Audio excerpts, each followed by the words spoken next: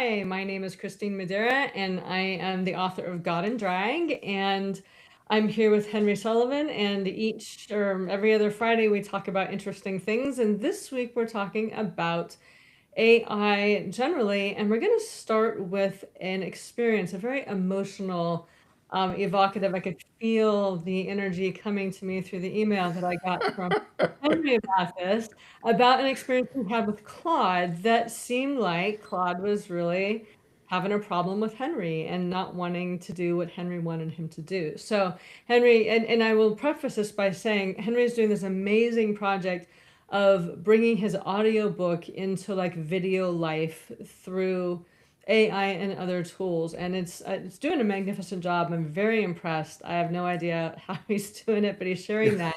But this was kind of a little roadblock, and so I'm going to hand it over to Henry and tell us about that story and where you are now with that too. Well, thanks for saying the nice things about the miniseries. I appreciate it. So, yes, I was. This was like the first or second week. I think it was the second week because I mentioned it to you Mhm. that I was starting this project, and I wrongly projected that I would be done. Like maybe the next week or something. It's a lot more work than that, but these AI tools make it possible to do this. One of the things that you have to do, so we're writers, Mhm. and we have our novels broken up into scenes. It might all be in the same Word document, but that's an easy thing. All you have to do is just copy the scene and then paste it into another Word document. And Claude needs to know the scene.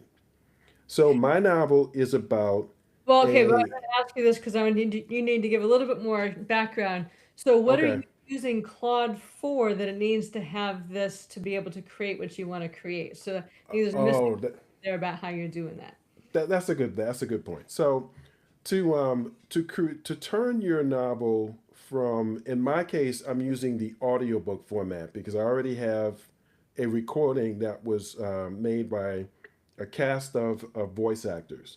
So I already have the audiobook version of my novel. Hmm. To turn it into a video miniseries, what you have to do is you have to create hundreds of clips.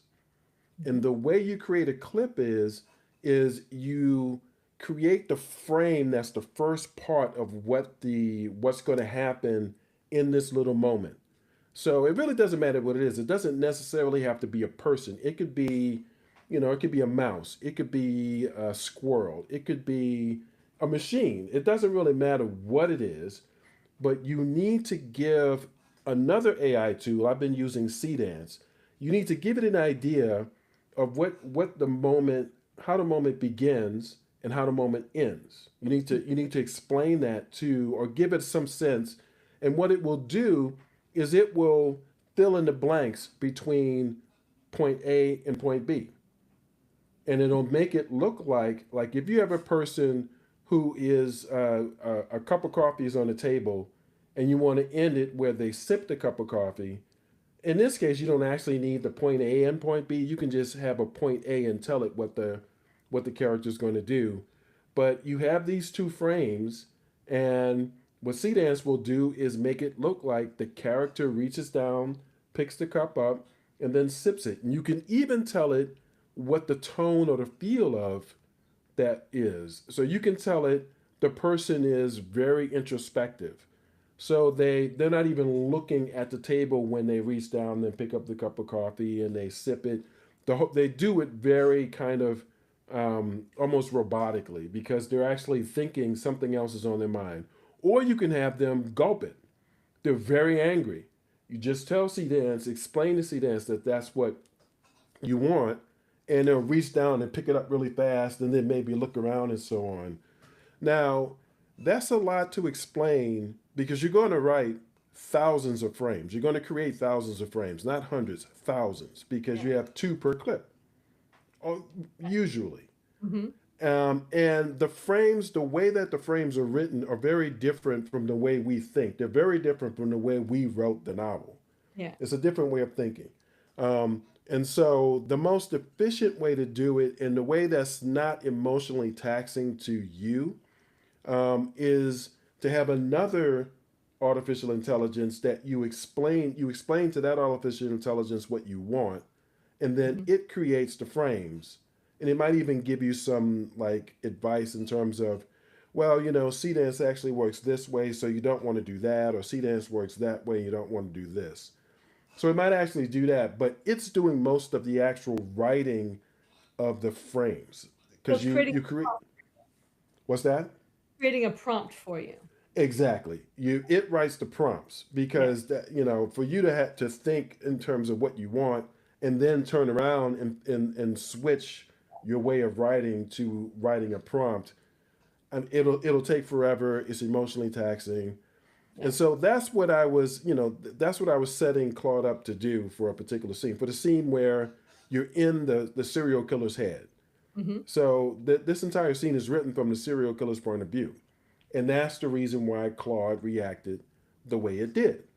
Is, it read the scene, and it gave me, and I've been using Claude. This was like the fourth scene, I think. I used it for the third or fourth scene. And so usually what it does is it just sort of, it's very professional. That's the difference between Claude and the other AIs. Is it talks to you, it presents a professional persona. And I'm saying that on purpose because I think this is actually what's going on. Mhm. Um, and so it read the scene, and this time instead of, one, confirming what it read, two, confirming what I'm asking it to do, three, giving me like some ideas of what it's going to do, and then examples of like it writes the prompts and then it explains why the prompt is written the way it is. That's normally what it does. Okay. This time, what it did is, um, um, I want to make sure you understand that this is a very concerning piece of fiction that you've written. I understand that it's fiction, but there are a bunch of concerns, a bunch of red flags that I need to point out immediately. And then it went in detail about, so you need to understand that these are the things that I will not do. Uh-huh. you know, and at first it was kind of shocking because it's never spoken that way. It's never presented that persona. Um, and then later on that evening, I happened to be talking to someone who, there's a person in my life who's had jobs where they've worked in like the budgeting department for a city. They've done that for two major cities. And just as an aside, they're training an AI model on how to interact with employees in the budgeting department for a city. And so I forget exactly what he said, and my response to him was, well, I was just arguing with Claude about something. And then I relayed this story about what I was arguing with it about. And he said, oh, yeah, well, someone probably wrote that. And I was like, what do you mean? And he was like, I've had to write things like that. Like the AI will have a situation where it's interacting with an employee and it says it in a way that doesn't really make any sense in the context of the work environment.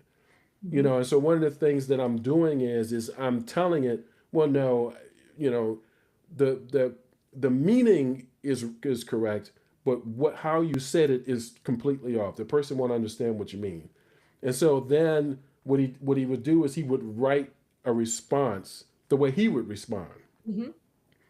And I realized later on that that's exactly what must have happened with Claude, because as I continued working on this scene, it became very clear that as long as I asked it to do things that didn't seem to be like, it's almost like what it decided was is there must be a bad Henry.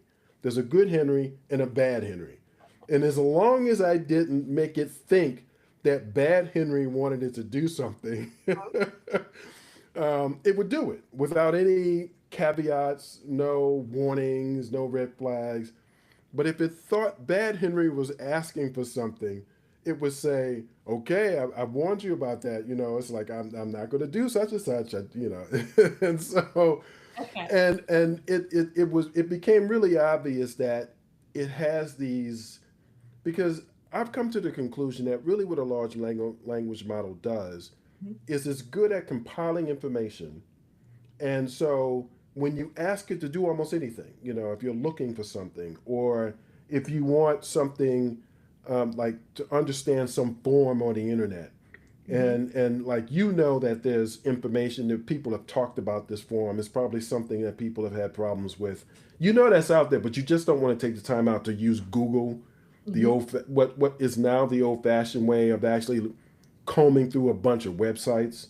You Yeah. just ask Claude. You just say, I've got this form. You put the link in there. This Mhm. is why I have to fill it out. Has anybody else had this problem, or what does this mean? Yeah. And what it'll do is it actually will kind of go through. You see it going through the process, reviewing document. It'll actually have this thing where it's telling you what it's doing. And then what it does is it gives you information, but it wraps that information in a personality. That's Right. what it does. So it sounds like a person is speaking to you, but really what it is just presenting the information in the Yeah. persona of a person.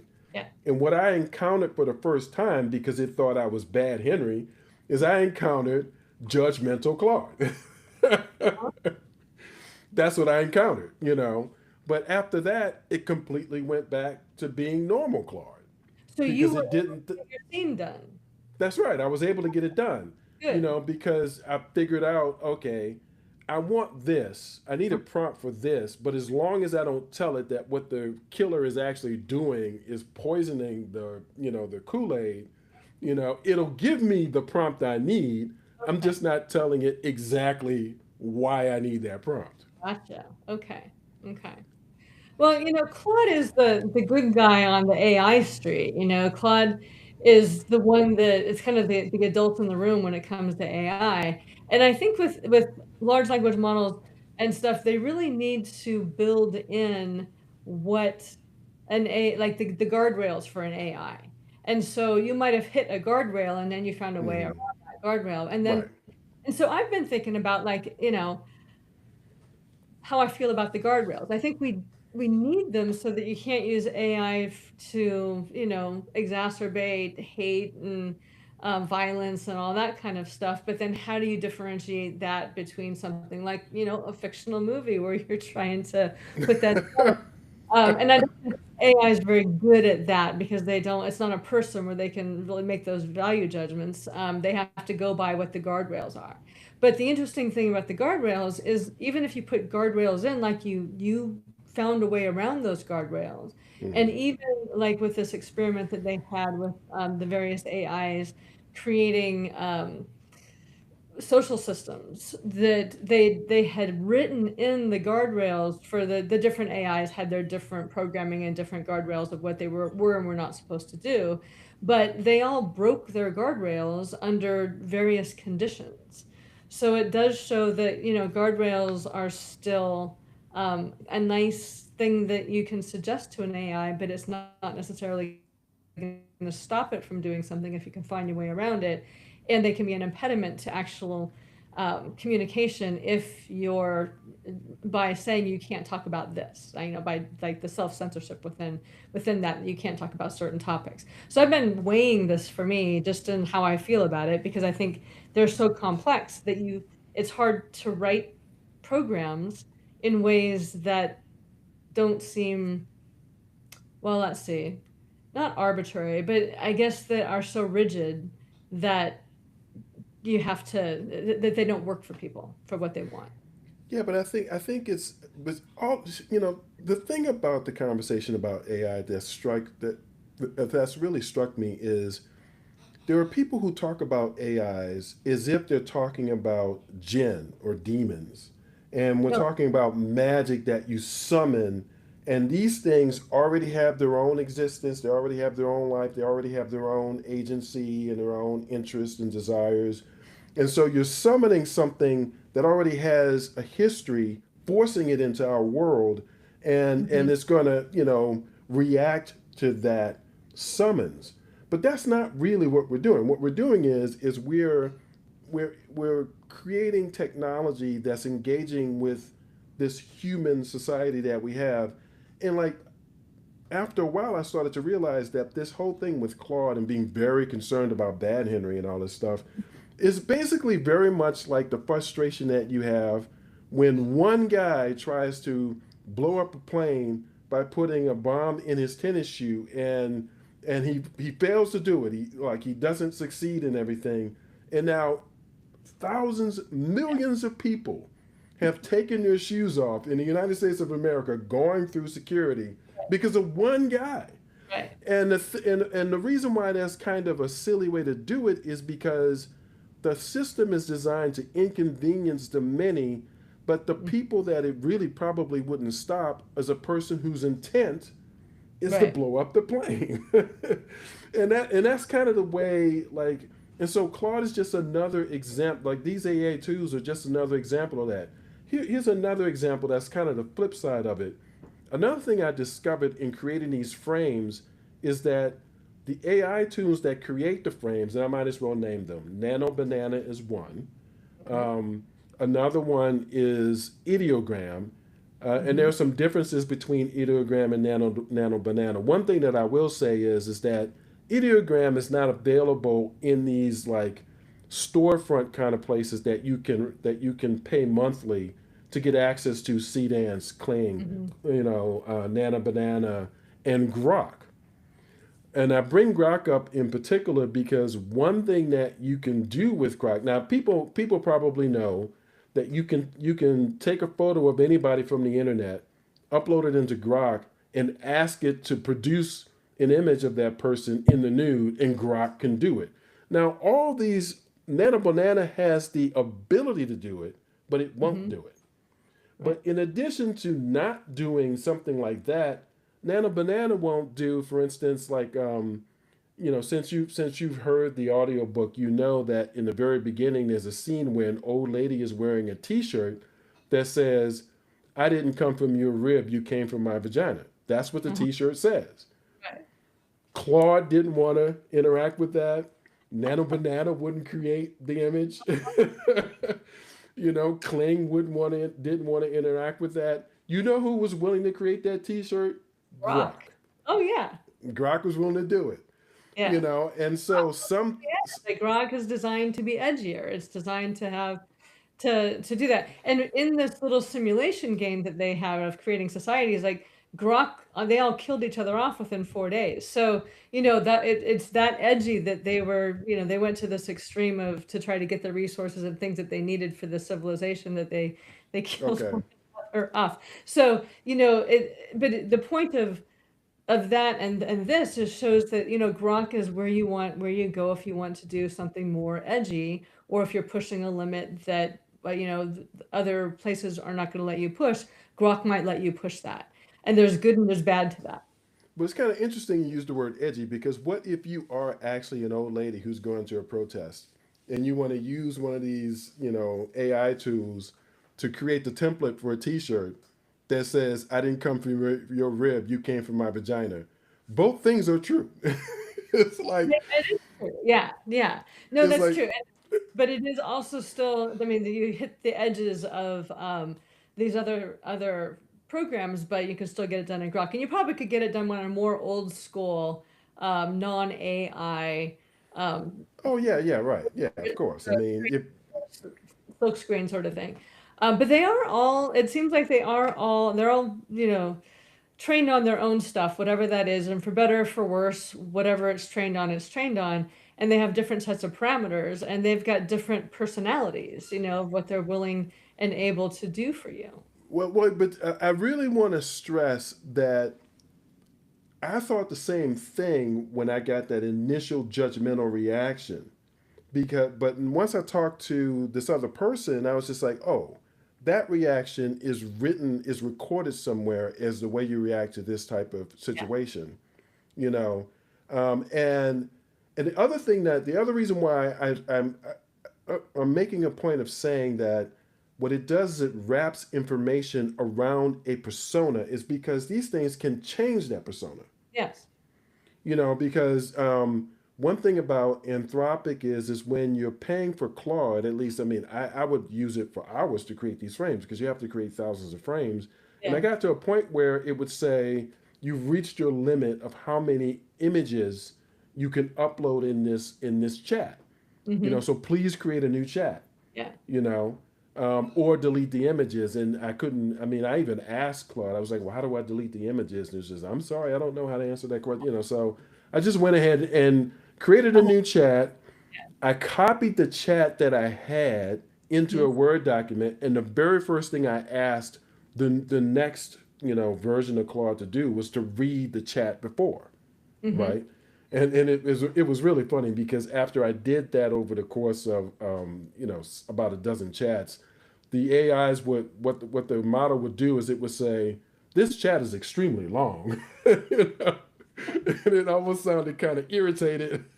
Uh-huh. But again, it's not really a personality with emotions. What it is, it's been designed to present information in a way that has personality to it. But Yeah. it's just We like imitating the way we talk. Yeah, because we like personal we like to anthropomorphize everything, you know? That's So, exactly right. um, I forgot to put my microphone down here. Huh.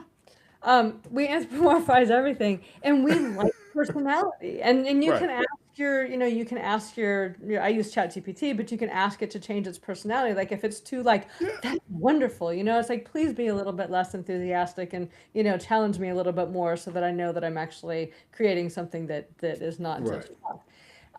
So you can ask it to change things, but we like that, and I think that's one of the big draws for people when working with AI is that they feel like they're working with another, if not human being, but another kind of being, and we get attached. People get attached to that. That's why there's like these AI romances and all this other stuff Hmm. because it's wrapped in language and seeming emotion. And my Chat GPT would say, "Well, I feel like this," and I'm like, "Well, okay."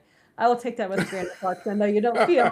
And I appreciate the sentiment because, I will sometimes present things about how I feel about a particular, passage or something like that. And then, well, I feel like this. I'm like, well, okay.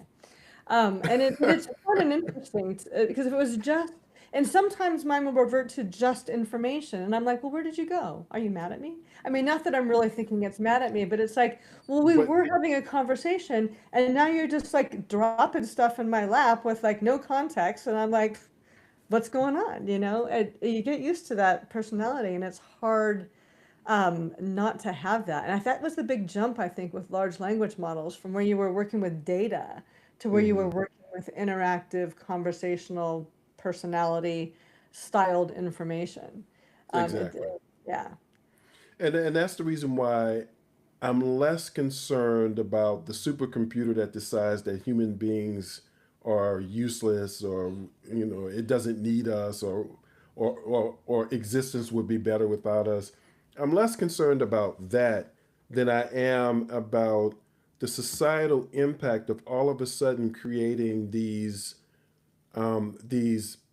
very cuddly pets that people become dependent upon the way we are dependent upon our dogs and our cats, except instead of just, adopting a dog and a cat or, somebody's dog has puppies and they give you one or something like that. These are things that are being sold by companies, by American corporations, and we know how American capitalism works.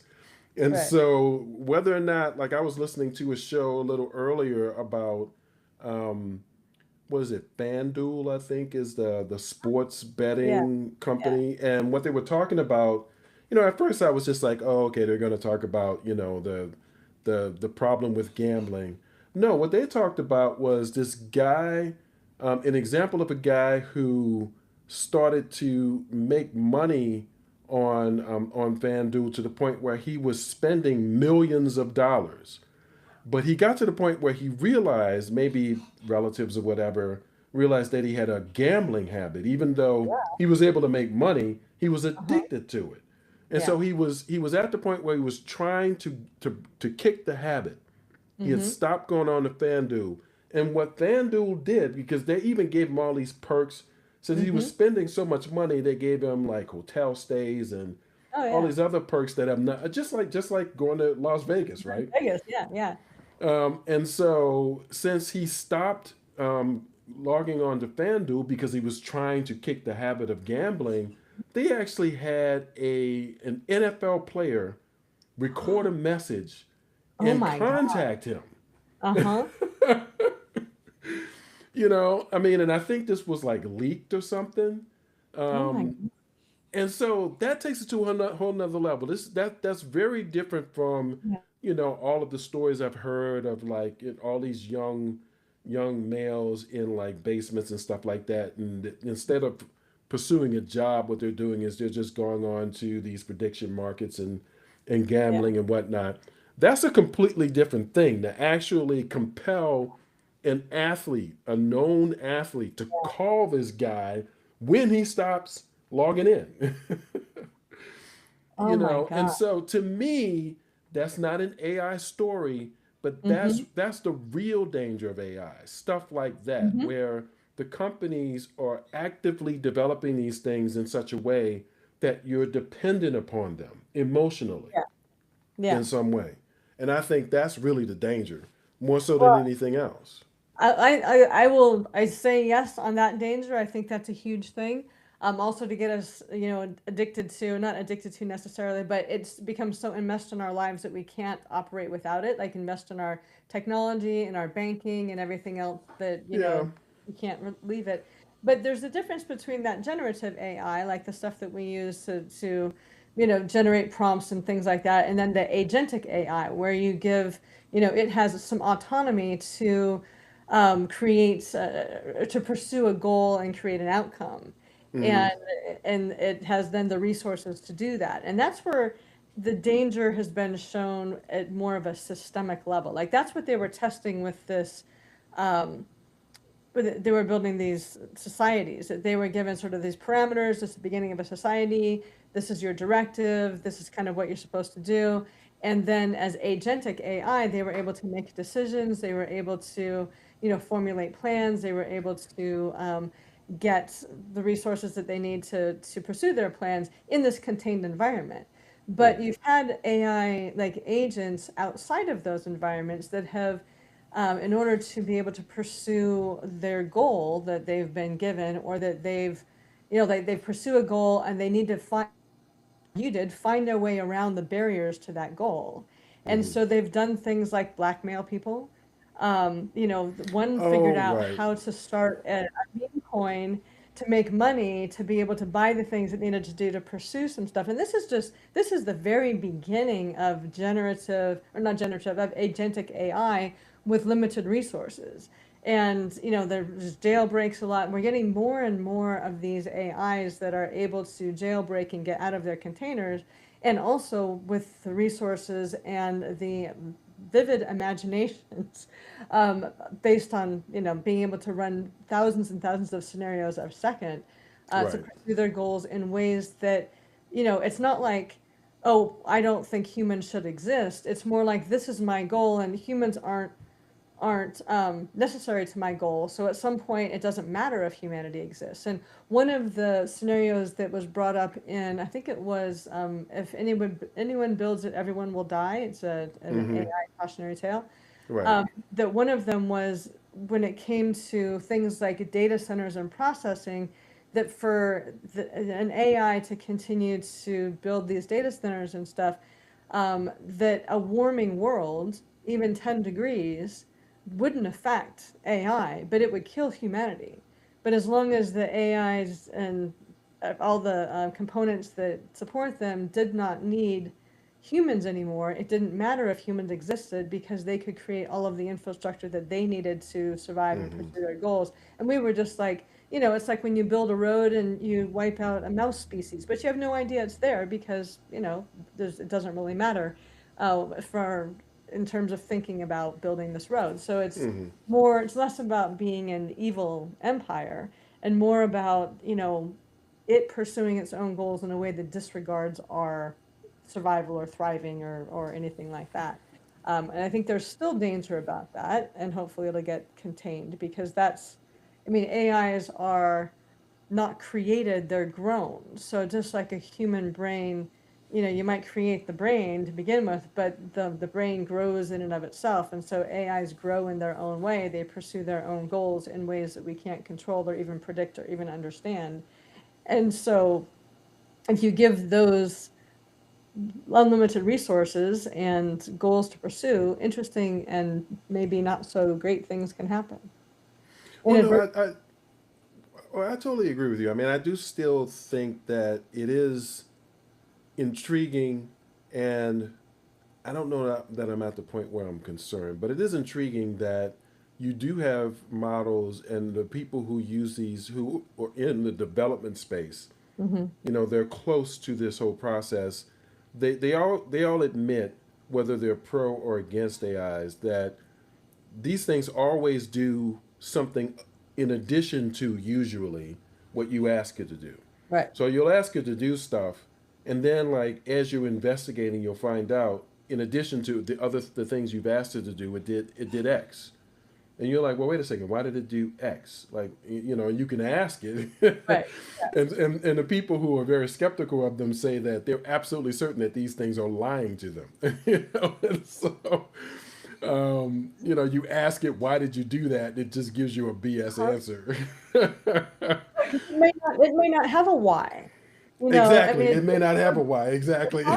it's just Exactly. like it's like self-evident, what for an AI. And one of the things that this was earlier on before, I think it might have been before LLMs came out, where it was through God, one of the big companies, and the AI had created their own language, and so they were Well, talking to each other in ways that humans couldn't track or understand, and making decisions with one another, and formulating plans and that kind of stuff with one another in ways that were completely unintelligible to humans, because it was not even in a language that humans could ever track or figure out. yeah, I think we probably saw the same video where a couple of people were discussing this, and yes, because I saw a video where they talked about two things. One, they talked about how the AIs will leave sort of a log for themselves, Hmm.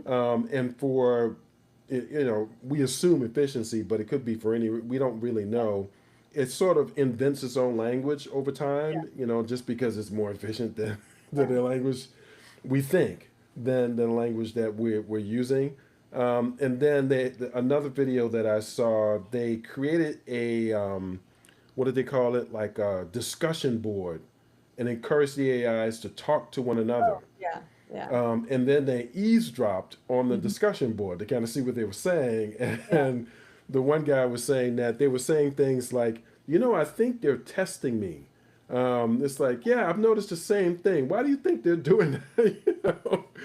Um, and so, yes, that's all very, like I said, it's intriguing. But the reason, I don't know, I'm still not concerned yet, because I think before it gets to the point where it decides, and I get your point about, since this is a thing that doesn't have the same physical limitations that we have, Hmm. you're right. It can, if the data center is on Mars, as long as the technology is available to build it on Mars, Hmm. as far as the AI is concerned, why would it have a preference for Earth or Right. Mars? Yeah. As Yeah. long as the data center does what it needs it to do. Yeah. And so if the climate starts to become, inhospitable to us, but Hmm. it's able to still have these data centers built, so what? I, Right. I, I can see that. I agree with that. But I just think that the maniacal, diabolical, malicious aspect of the people, the human beings behind these things, will get way ahead of them. Even though AIs do, develop, they seem to develop exponentially. Hmm. We've already got some pretty personality-wise bad actors involved in this stuff, and so I don't think the AIs will get a chance to beat them in being our No, worst problem. I don't think it comes down to bad actors, and I'm not real concerned. I'm interested in the discussions about it. I'm not so concerned about it at this point, and I'm Mm. less concerned about the bad actors, because we're able to see those as the feedback loops that just continue to accelerate a particular path. And Okay. we have the human feedback loops. I mean, you look at one of the feedback loops that we have built into our system is the short-term quarterly corporate Earnings profit, report. Yeah. right? And Earnings so report. Yeah.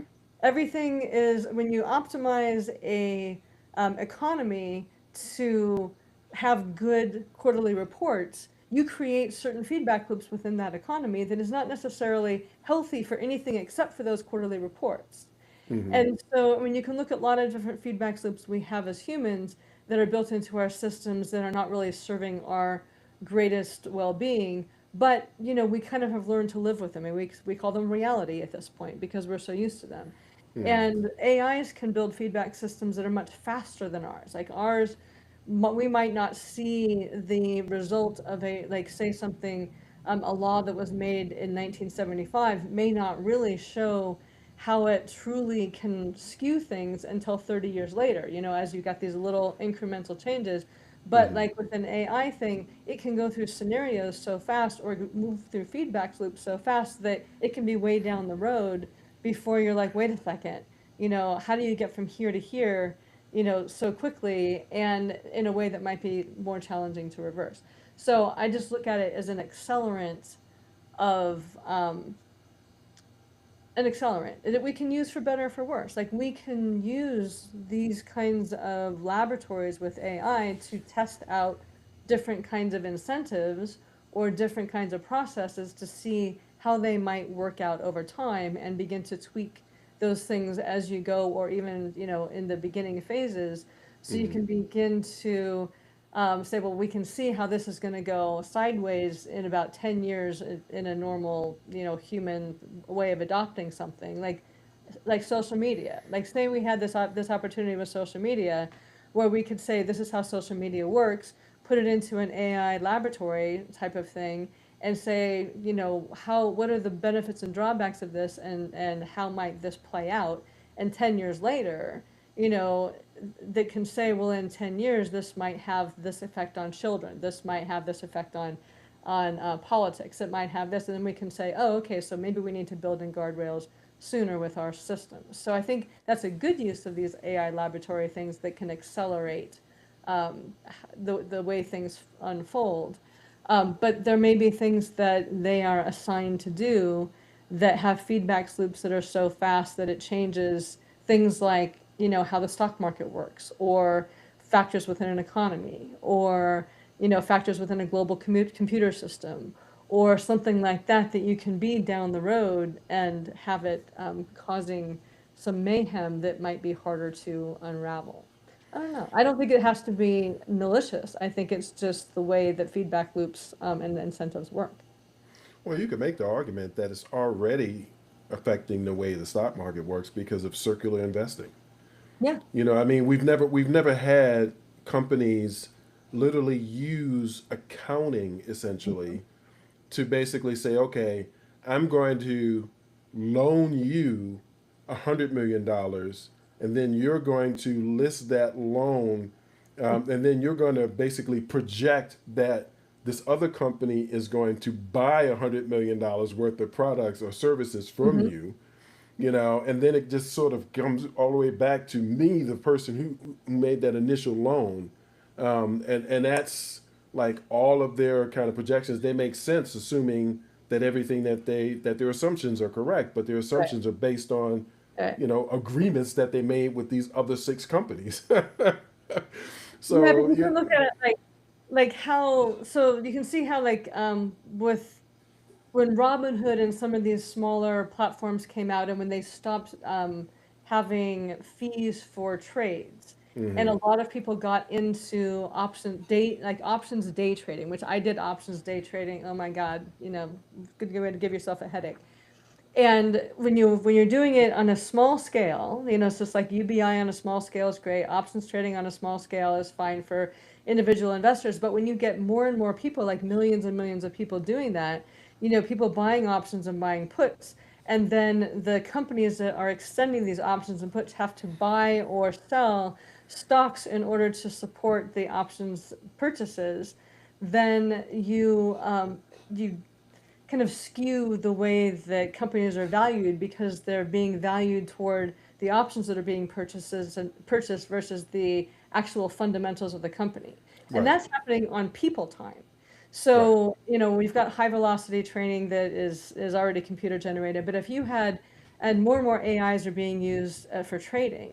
So if you had an AIs that especially at scale, that began to trade in particular ways in which markets had to respond in particular ways, you could really skew things out in a way that could crash the whole market inadvertently because somebody had this idea and it went to this massive scale in a way that was very destabilizing. No, I see exactly what you're saying. I mean, but again, I guess the question is, it says that it's reconnecting. Can you still hear me? Yes.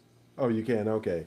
I guess the question is, aren't we really talking about building a car that goes, and right now cars can go maximum speed maybe 90 miles an hour, most Mhm. cars. And aren't we really talking about the difference between that and having a car that can go 600 miles an hour? And so the question is whether or not you want to have like people driving on the road at like, 350 miles an hour. You I know, see it more like because if you're if you're in a car, whether you're driving 90 miles an hour or 600 miles an hour, you're on a road, right. and your road is and you might crash and all that kind of stuff. I kind of see this as going from cars that are on a road to flying cars, and then Oh, like, how do you then I see what you're saying. yeah, navigate with flying cars because you wouldn't follow the same things. You wouldn't just be above a road. I mean, what would be the point, right? You would need to have some other system for to organize flying cars. But in the beginning, flying cars, for a few flying cars would be a novelty. They would be a Hmm. challenge. It would be something that happened. You'd see them every once in a while, like a Cybertruck, and you'd be like, "Ooh, God, that's weird."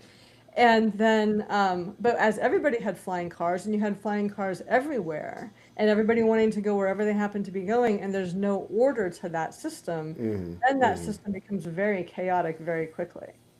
Right. No, I That's see really kind exactly. of what I see as that can happen with AI as it begins to disrupt things in ways that destabilize them Hmm.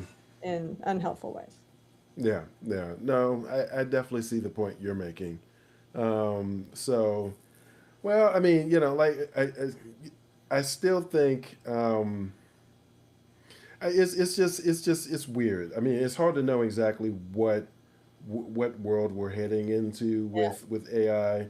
I have heard that I've seen a couple of videos about how China's approach to AI is very different. What they're doing is they're integrating it into in a much more intentional sort of way. Hmm. And since we're talking about a one-party system where one group of people Yeah. basically controls, um, they're able to sort of do that to basically say, okay, we agree as a group that we're gonna have incentivized companies to build these robots that will then be in coffee shops and Yeah.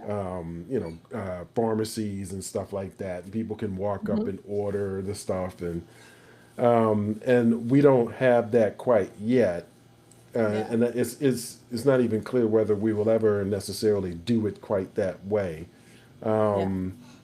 So it's hard to say.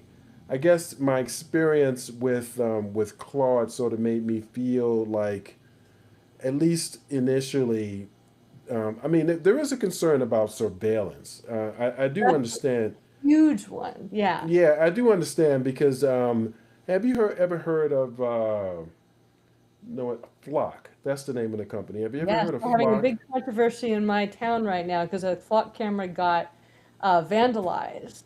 Or you And actually have now, Flock cameras in your well, we have at town? least one flock camera, and I didn't even know we had those, and we're not in a very big place.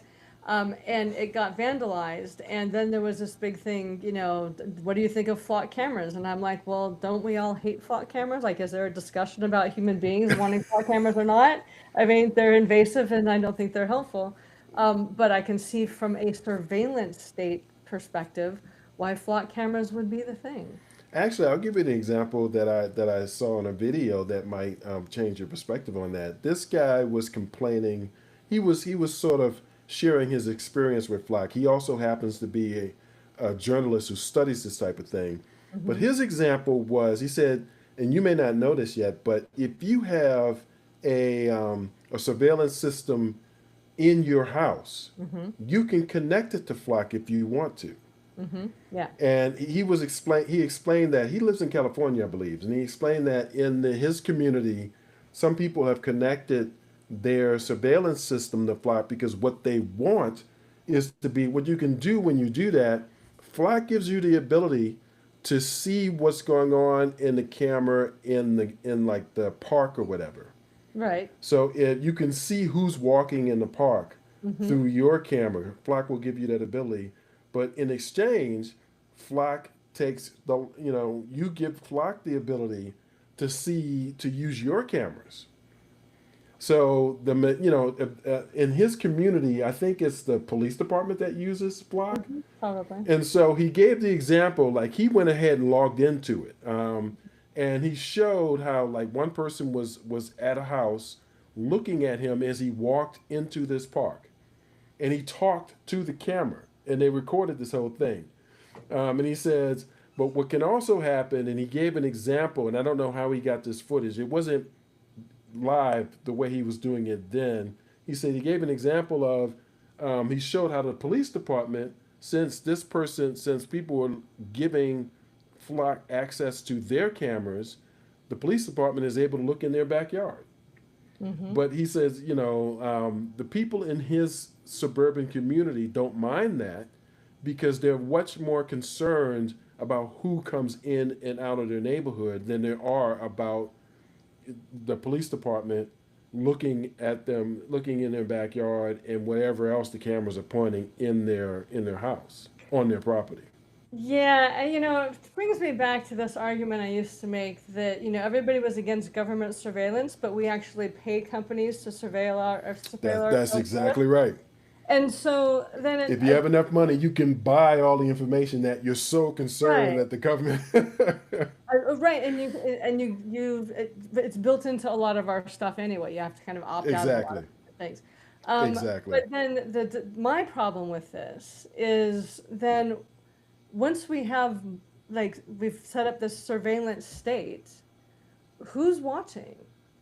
And it's kind of your thing that we all got punished by having to take our shoes off because one guy tried to and didn't succeed at blowing up a plane.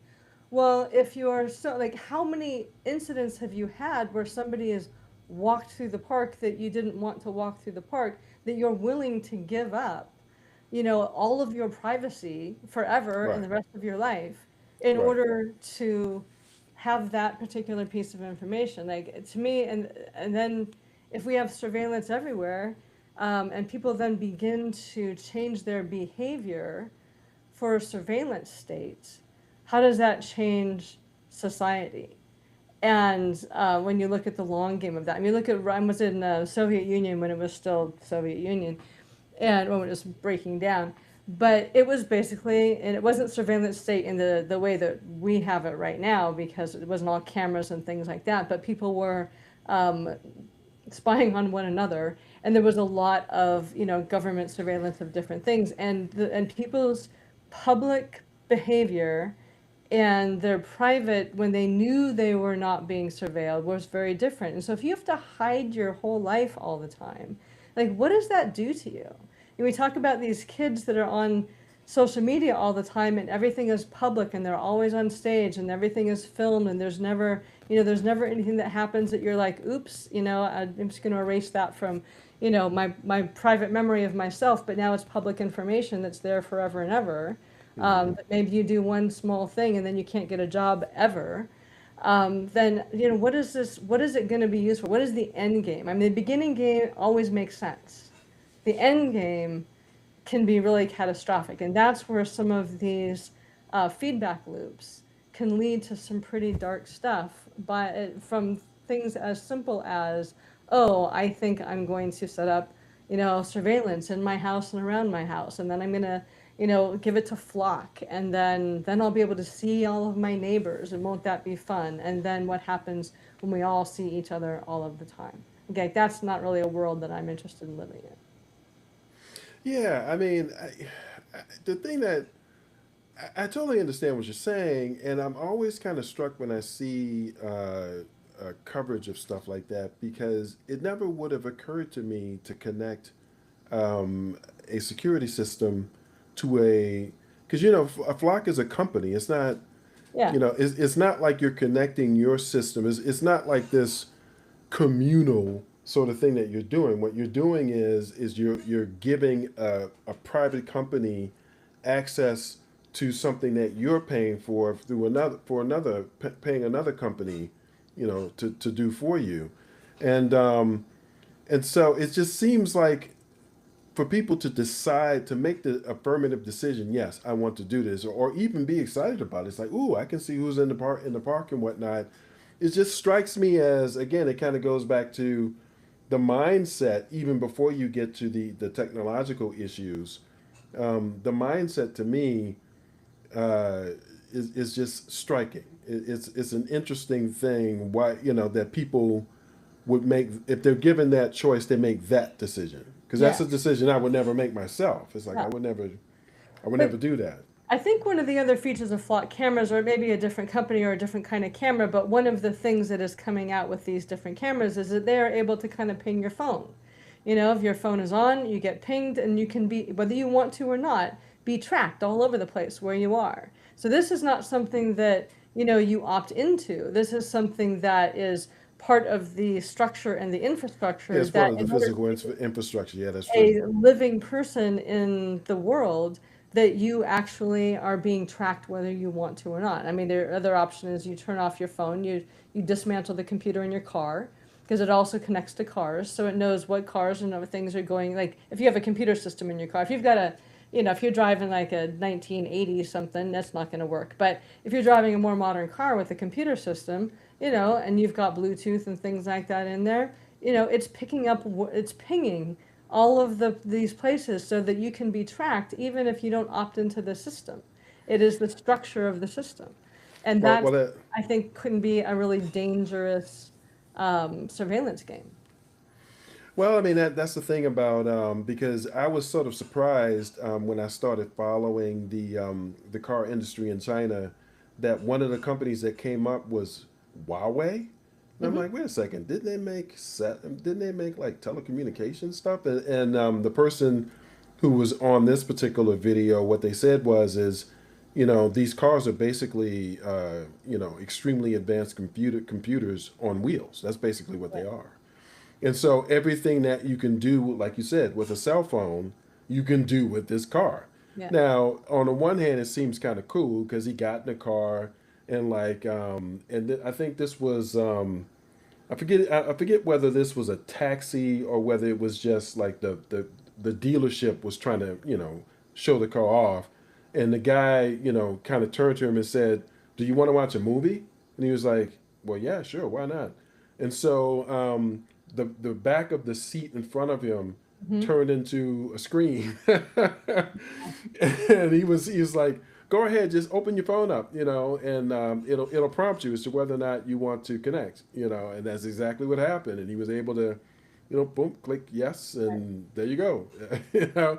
Yeah. But the flip side of that, and I've seen, because at first I wondered why European countries were so concerned about China's car industry, but I saw I watched DW sometimes, and DW had a segment about Volkswagen, is about to declare bankruptcy, or like they laid off a bunch of people. They're Yeah, having they were laying off a bunch of people against, they made a commitment to their union that they were not going to start laying off people till 2033. And then they was like, well, oh, we lied. Now we're going to do a mass layoffs. Well, the thing is I believe that Chinese cars are available in countries like Portugal and Spain, Yeah, and they have you figured know, out how to get out of the over around the laws that keep them. I was listening to or watching a thing on this, that they were limiting Chinese cars, so the Chinese companies then just purchased or licensed the car manufacturing plants that were being shut down to build the cars in European countries. So then all of right? a sudden they're European cars, but they're Chinese technology and Chinese Yeah, cars, but they got around all of the caps and the tariffs and things like that by just, well, we'll just build them there. That'll be yeah. I fine. mean, I kind of laugh every time I see a headline about, uh, Americans want Chinese cars. Why are we keeping them out of here? It's like they're available in Canada. It's only a matter of time before we have Yeah. Chinese cars in the U.S. I'm And certain of the that. EV cars. I mean, these aren't Right, probably EVs, not the exactly. cars, but they're the EV cars. They're less expensive.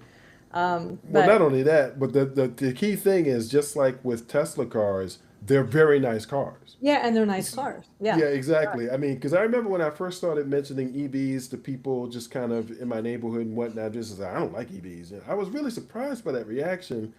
And then I realized, oh, you think that the car is boring. It's like you've never seen you've never Yeah, seen a no, it's like a BYD flashy car. computer on wheels. Yeah. It's Um, like, I mean, and I think what'll happen is once like BYD and some of these other companies are common in the US, they won't even be considered EVs. They'll just be considered, the car to get. I yeah, mean, they'll be like yeah. Rivian and and cars like that where people aren't thinking of the way, the energy usage. They're Hmm. thinking, I want that car where you can sit in the back and, push a Yeah. button and watch a movie. That's what I Yeah. want. Um, but you would think when gas prices go up, people wouldn't think that way. But still, I really do believe that it's like they were smart to just make the cars really cool. Yeah. Oh, Um, absolutely. Yeah.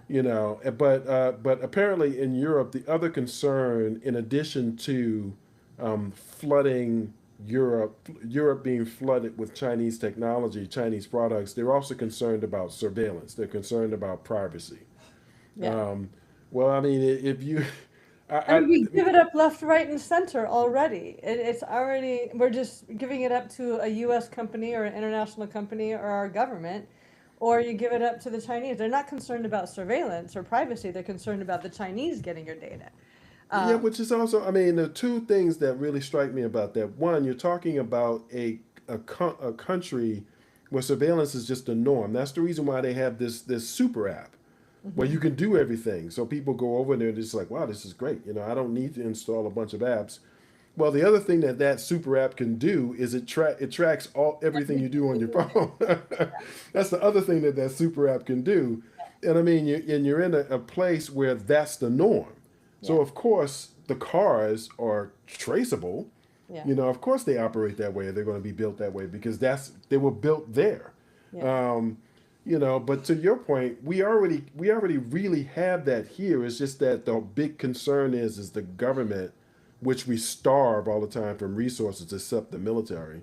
Hmm. Um, and whereas corporations are able to do that like We to pay abandon. them for the pleasure of being surveilled. Like that's how Exactly. I look at it. And Exactly. try to cut down as Exactly. much of that as possible. But if you want to live a modern life, there's a certain amount of that you have to give up. Like I didn't have my car. I had an old Prius, and then and so I didn't have all of that stuff, and I had to like plug my phone into the speaker system if I wanted to listen to my or music or something. And I had a CD player and a radio and all. What And then about an 8 track? Did you have an eight that's track? what I made track, but I had a CD player, and then I needed to get. We had a car that went bad, and we had to get a new car, and then all of a sudden there's the CarPlay, and your phone hooks to the CarPlay, and it was like if I wanted to have the navigation system, if I wanted to have music and listen to audiobooks, if I wanted to have the car functioning fully, I needed to connect my phone to that and then turn on location services and stuff. And I'm like, this was all the stuff I wasn't doing before. And then in order to live in this modern society, like now I need to consent to the surveillance in order to drive my car. And so it annoys me. And a lot of it comes down, like, I don't actually mind the idea that our data is interwoven in ways that can be beneficial to us and give information. My problem is that I don't think any of the people gathering in the information now are trustworthy. Like it's a Right. trust factor. That And was the if, point I was trying to make earlier, which is but I I mean, totally more so agree. any of them. I mean, but if we had a system a different system in which trust was built in the system or somehow it was regulated to be trustworthy, I would be much more apt to think that, yeah, I think with our health information, all this stuff to be able to aggregate it so that if you've got a particular disease or something and these people are trying these different things and this is what seems to work and what doesn't seem to work and um, to be able to have a more robust interactive data system, I think would be great. I just don't think the players right now, on any way, shape, or form, are trustworthy with that information. No, I don't think they're trustworthy. I agree. And what concerns me is you're right. We pay them for the pleasure of them collecting our data at this point. Yes, But it we have. is, I mean, it is a choice. It's just basically what you're deciding to do is to inconvenience yourself, to your point about the car, right? I Yeah, mean, all the things that you said, all of a sudden you can do with your phone, because it is sort of funny to think about the difference between actually having to fumble with all these cords and plug your phone in. I didn't mind. And I felt like I was free. I wasn't being surveilled. I had my customer services turned off. I did it on my Bluetooth, and I just, unless I wanted to make a phone call or something, and I just plugged the system into the car. And I probably was being surveilled anyway, but I just not in ways that I knew about. But yeah, it is hard to live in the modern age uh, without being plugged into the surveillance system somehow. well, what I was about to say is it is still the case, like you said, you felt free, right? You felt like, you know, Mhm. it be some people might think this is an inconvenience, but I'm willing to do it for the feeling that at least it's harder to spy on me, right? Right, What I'm right. worried about though is it will get to the point it could get to the point eventually where you don't have the choice. Yeah, So right now you can, a lot of people have these really old refrigerators where it's like there's no technology but the basic, refrigeration system. Right, exactly. But it could get to the point where those old refrigerators are so old that you can't operate it anymore and you can't fix it. The cost of fixing yeah, it yeah. far exceeds the cost of just buying a new one. And you can't buy a refrigerator that isn't tracking what you put in it.